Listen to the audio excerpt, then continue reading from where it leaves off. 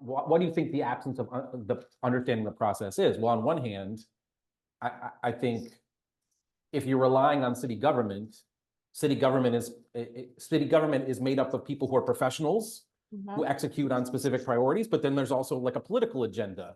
And there's Yes. what's happening in the city and what's going on the state level and that you have to react to. But like how the actual sausage gets made behind the scenes and who is agreeing to what, when, and how it's going to get funded, and then how that plays out in a city like this with all these different agencies and support, right?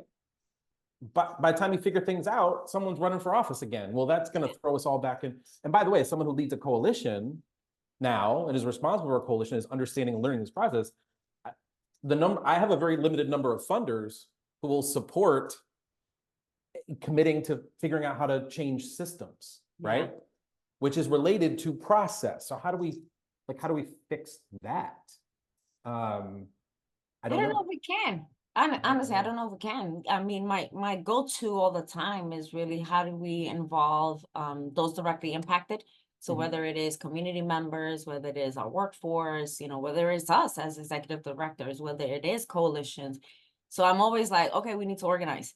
How do we, as a body who are being directly impacted by X, Y, and Z, come together and call it out and, and not only call it out, but also offer solutions, because it can't always be like, oh, and that's stays there. Like, yeah, this is, but this is how we can fix it. And I think part of the problem is that oftentimes we're not at the sausage factory helping to make the sausage. That's right.